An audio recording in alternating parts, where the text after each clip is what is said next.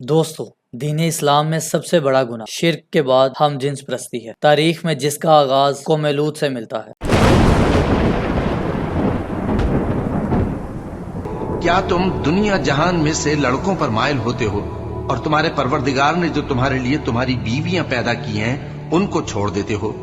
جس کی سزا اللہ پاک نے یہ دی کہ ان کی بستی کو پکڑ کر آسمان سے الٹ دیا اور زمین پر دے مارا، پھر آسمان سے آگ کے گولے برسائے گئے۔ حدیث میں آتا ہے کہ یہ عذاب اس قوم پر قیامت تک کے لیے جاری رہے گا، اور اگر کوئی شخص اس طرح کی بدفعلی کرتا ہے تو اس کو بھی قوم لوط کے ساتھ عذاب دیا جائے گا۔ یہ عذاب اسی لیے تھا کہ آنے والی نسلوں کے لیے عبرت بن جائے، کیونکہ شیطان خود کو اور جنات کو انسانوں سے بہتر سمجھتا ہے، اور یہ آگے بھی تمہیں ایسے ہی گمراہ کر کے تمہاری نسل کو بدلنے اور تمہارے فیملی سسٹم کو توڑنے کی کوشش میں لگا رہے گا۔ تمہیں ہم جنس پرستی جیسی لعنت میں مبتلا کر دے گا، جو کہ خود تمہارے انسان ہونے اور اللہ کی بھی توہین ہے، جس نے اس جسم کو قدرتی طور پر ایسا نہیں بنایا۔ قرآن کریم نے اس قصے کا ذکر کر کے رہتی دنیا تک ایک مثال قائم کی اور بتا دیا کہ ایسے لوگوں کے لیے اصل سزا یہی ہے کہ انہیں آسمان تک اٹھا کر زمین پر مار دیا جائے یا دونوں کو قتل کر دیا جائے۔ ابھی تک اسلامی دنیا میں اس کے متعلق کوئی سزا رائج نہیں کی، اسی وجہ سے ہمیں یہ دن دیکھنا پڑ رہا ہے کہ وہ ملک جسے بنایا ہی اسی نعرے سے گیا تھا، پاکستان کا مطلب کیا؟ لا الہ الا اللہ، یعنی کہ ایک الگ ایسا ملک ہو جہاں پر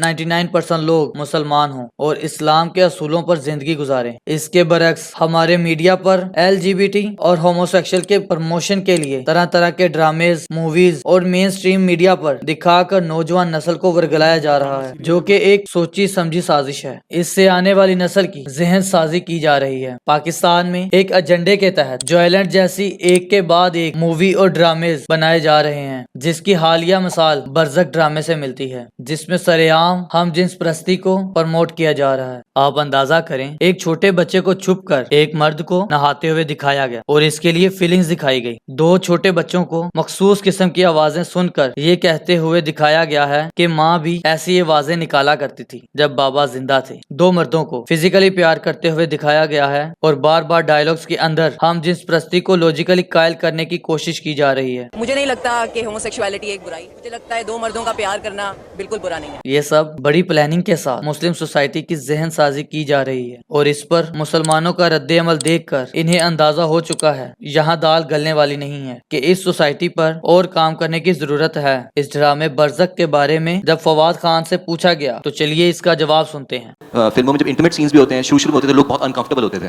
آہستہ آہستہ over the time they started getting used to it. اس سے بڑھ کر حیرانی والی بات یہ ہے کہ اس ڈرامے برزخ کی رائٹنگ، شوٹنگ اور ڈائریکشن سب کچھ ہماری پاک سرزمین پاکستان میں کی گئی، اور اس کے مین رول پاکستان کے فواد خان سعید نے ادا کیے ہیں۔ مزید یہ کہ لوگوں کا غم غصہ دیکھ کر انہوں نے اس کے رائٹس ہمارے پڑوسی ملک انڈیا کی کمپنی ZEE5 کو بیچ دیے ہیں۔ اس ڈرامہ کو دیکھ کر ایسا لگتا ہے کہ قرآن مجید میں سے سب سے بڑے بڑے گناہوں کی لسٹ بنا کر اسے نشر کیا گیا ہے، جس میں جادو، فحاشی اور ہم جنس پرستی کو لوجیکلی قائل کرنے کی کوشش کی گئی ہے۔ اگر آپ برزخ ڈرامے کا لوگو دیکھیں تو آپ اس کے اے پر غور کریں تو آپ صاف صاف فری مسنری سمبل کو دیکھ سکتے ہیں، جو یہ بتا رہا ہے کہ اس ڈرامے کی فنڈنگ سیکرٹ سوسائٹی کی طرف سے ہوئی ہے، جو شیطان کا ایجنڈا لے کر اسے پوری دنیا میں پھیلانا چاہ رہے ہیں۔ اس ڈرامے کی کہانی ایک ایسے بزرگ شخص پر ہے جس کی بیوی مر چکی ہے، اور وہ سوچتا ہے کہ وہ برزخ سے دوبارہ واپس آ کر اس سے شادی کرے گی،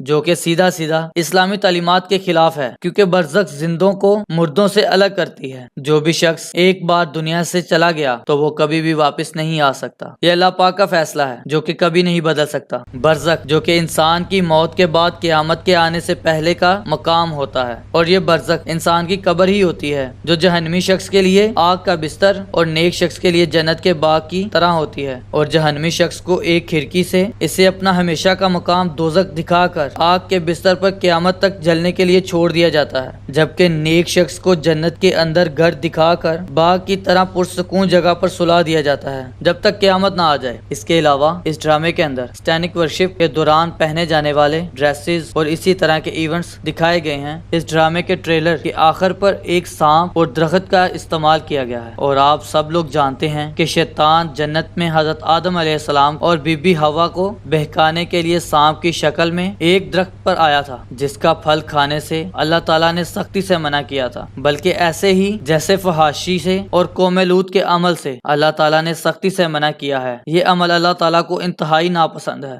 آج ہمارا فرض بنتا ہے کہ ہم سب مسلمان ہونے کا ثبوت دیں اور ایسی بے حیائی، فحاشی، ہم جنس پرستی جیسے گناہوں کے خلاف کھڑے ہوں اور اس طرح کے ڈرامے، فلمیں اور ایونٹس وغیرہ کو سختی سے پھیلنے سے روکیں، جو کہ ہماری آنے والی نسلوں کے لیے بہت بڑی تباہی ہے۔ اللہ تعالیٰ ہمیں سوچنے اور سمجھنے کی توفیق عطا فرمائے، آمین۔ تب تک کے لیے اپنے ہوسٹ محسن کو اجازت دیں، اللہ حافظ۔